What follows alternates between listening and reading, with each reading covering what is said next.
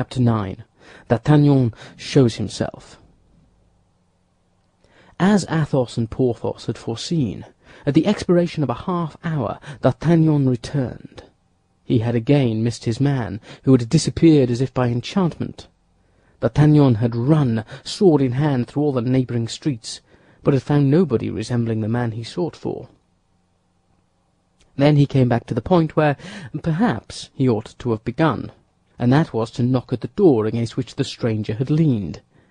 But this proved useless, for though he knocked 10 or 12 times in succession, no one answered, and some of the neighbours, who put their noses out of their windows or were brought to their doors by the noise, had assured him that that house, all the openings of which were tightly closed, had not been inhabited for 6 months. While D'Artagnan was running through the streets and knocking at doors, Aramis had joined his companions, so that on returning home D'Artagnan found the reunion complete. "Well," cried the 3 musketeers all together, on seeing D'Artagnan enter with his brow covered with perspiration and his countenance upset with anger. "Well," cried he, throwing his sword upon the bed, "this man must be the devil in person. He has disappeared like a phantom, like a shade, like a spectre." "Do you believe in apparitions?" asked Athos of Porthos. "I never believe in anything I have not seen, and as I never have seen apparitions, I don't believe in them." "The Bible," said Aramis, "make our belief in them a law. The ghost of Samuel appeared to Saul, and it is an article of faith that I should be very sorry to see any doubt thrown upon, Porthos." "At all events, man or devil, body or shadow, illusion or reality, this man is born for my damnation. For his flight has caused us to miss a glorious affair, gentlemen, an affair by which there were 100 pistoles, and perhaps more, to be gained." "How is that?" cried Porthos and Aramis in a breath. As to Athos, faithful to his system of reticence, he contented himself with interrogating D'Artagnan by a look. "Planchet," said D'Artagnan to his domestic, who just then insinuated his head through the half-open door in order to catch some fragment of the conversation, "go down to my landlord, Monsieur Bonacieux, and ask him to send me 6 bottles of Beaugency wine. I prefer that." You have credit with your landlord, then?" asked Porthos. "Yes," replied D'Artagnan, "from this very day. And mind, if the wine is bad, we will send him to find better." "We must use and not abuse," said Aramis sententiously. "I always said that D'Artagnan had the longest head of the 4, said Athos, who, having uttered his opinion, to which D'Artagnan replied with a bow, immediately resumed his accustomed silence. "But come, what is this about?" asked Porthos. "Yes," said Aramis, "impart it to us, my dear friend, unless the honour of any lady be hazarded by this confidence. In that case, you would do better to keep it to yourself." "Be satisfied," replied D'Artagnan. "The honour of no one will have cause to complain of what I have to tell." He then related to his friends, word for word, all that had passed between him and his host, and how the man who had abducted the wife of his worthy landlord was the same with whom he had had the difference at the hostelry of the Jolly Miller. "Your affair is not bad," said Athos, after having tasted like a connoisseur, and indicated by a nod of his head that he thought the wine good. "And one may draw 50 or 60 pistoles from this good man. Then there only remains to ascertain whether these 50 or 60 pistoles are worth the risk of 4 heads. "But observe," cried D'Artagnan, "that there is a woman in the affair, a woman carried off, a woman who is doubtless threatened, tortured perhaps, and all because she is faithful to her mistress." "Beware, D'Artagnan, beware," said Aramis. "You grow a little too warm, in my opinion, about the fate of Madame Bonacieux. Woman was created for our destruction, and it is from her we inherit all our miseries." At this speech of Aramis, the brow of Athos became clouded, and he bit his lips. "It is not Madame Bonacieux about whom I am anxious," cried D'Artagnan, "but the queen, whom the king abandons, whom the cardinal persecutes, and who sees the heads of all her friends fall, one after the other." "But why does she love what we hate most in the world, the Spaniards and the English?" Spain is her country, replied D'Artagnan, and it is very natural that she should love the Spanish, who are the children of the same soil as herself. As to the second reproach, I have heard it said that she does not love the English, but an Englishman. Well, and by my faith, said Athos, it must be acknowledged that this Englishman is worthy of being loved. I never saw a man with a nobler air than his. Without reckoning that he dresses as nobody else can, said Porthos. I was at the Louvre on the day when he scattered his pearls, and, pardieu, I picked up 2 that I sold for 10 pistoles each. Do you know him, Aramis? As well as you do, gentlemen, for I was among those who seized him in the garden at Amiens, into which Monsieur Putange, the Queen's equerry, introduced me. I was at school at the time, and the adventure appeared to me to be cruel for the king.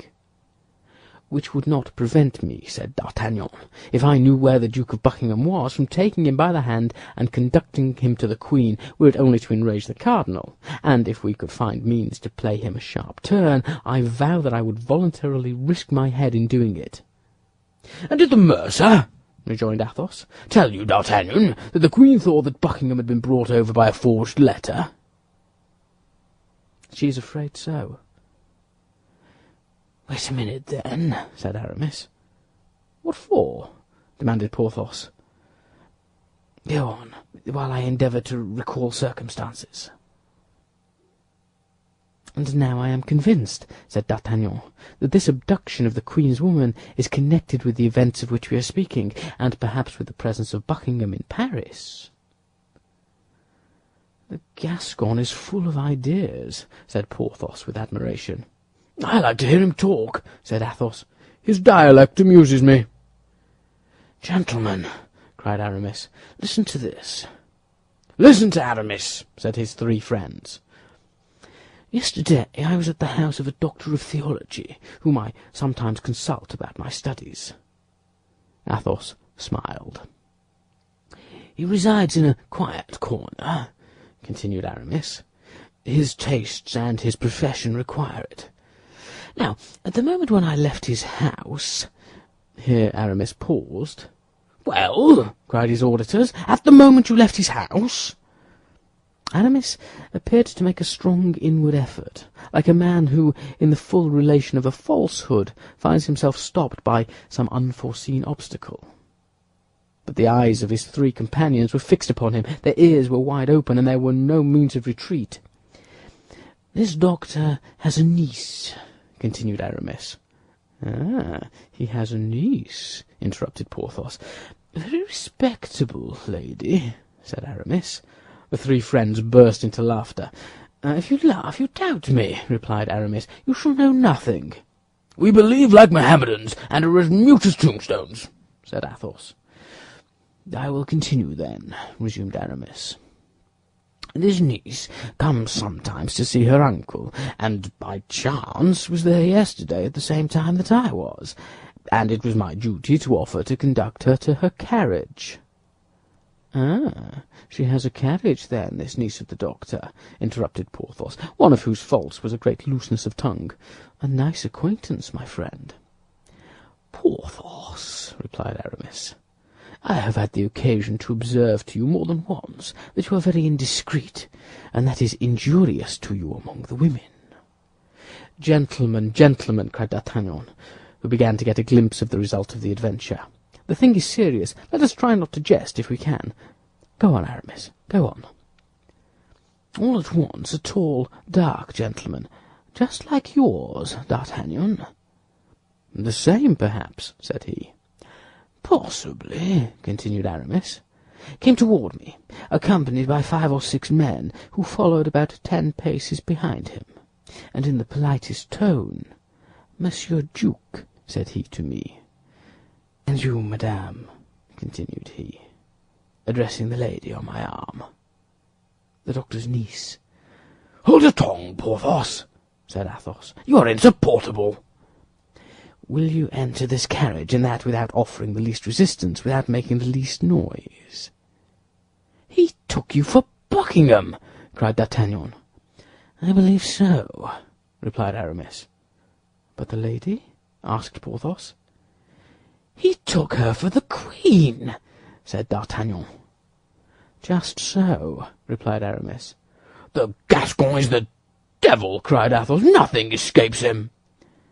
"The fact is," said Porthos, "Aramis is of the same height and something of the shape of the Duke, but it nevertheless appears to me that the dress of a musketeer—" "I wore an enormous cloak," said Aramis. "In the month of July?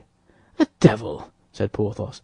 "Is the doctor afraid that you may be recognized?" "I can comprehend that the spy may have been deceived by the person, but the face—" "I had a large hat," said Aramis. "Oh, good Lord!" cried Porthos. "What precautions for the study of theology! Gentlemen, gentlemen," said D'Artagnan, "do not let us lose our time in jesting. Let us separate, and let us seek the mercer's wife. That is the key of the intrigue." "A woman of such inferior condition! Can you believe so?" said Porthos, protruding his lips with contempt. "She is goddaughter to Laporte, the confidential valet of the Queen. Have I not told you so, gentlemen? Besides, it has perhaps been Her Majesty's calculation to seek on this occasion for support so lowly. High heads expose themselves from afar, and the cardinal is long-sighted." "Well," said Porthos, "in the first place make a bargain with the mercer, and a good bargain." "That's useless," said D'Artagnan, "for I believe if he does not pay us, we shall be well enough paid by another party." At this moment a sudden noise of footsteps was heard upon the stairs. The door was thrown violently open, and the unfortunate mercer rushed into the chamber in which the council was held. "Save me, gentlemen, for the love of heaven, save me!" cried he. "There are 4 men come to arrest me. Save me! Save me!" Porthos and Aramis arose. "A moment!" cried D'Artagnan, making them a sign to replace in the scabbard their half-drawn swords.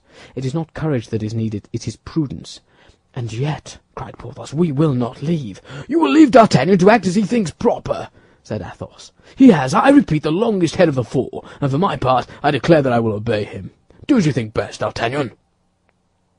At this moment the 4 guards appeared at the door of the antechamber, but seeing 4 musketeers standing, and their swords by their sides, they hesitated about going further. "Come in, gentlemen, come in," called D'Artagnan. "You are here in my apartment, and we are all faithful servants of the king and cardinal." "Then, gentlemen, you will not oppose our executing the orders we have received?" asked one, who appeared to be the leader of the party. "On the contrary, gentlemen, we would assist you if it were necessary." "What does he say?" grumbled Porthos. "You are a simpleton," said Athos. "Silence!" "But you promised me," whispered the poor mercer. "We can only save you by being free ourselves," replied D'Artagnan in a rapid, low tone, "and if we appear inclined to defend you, they will arrest us with you."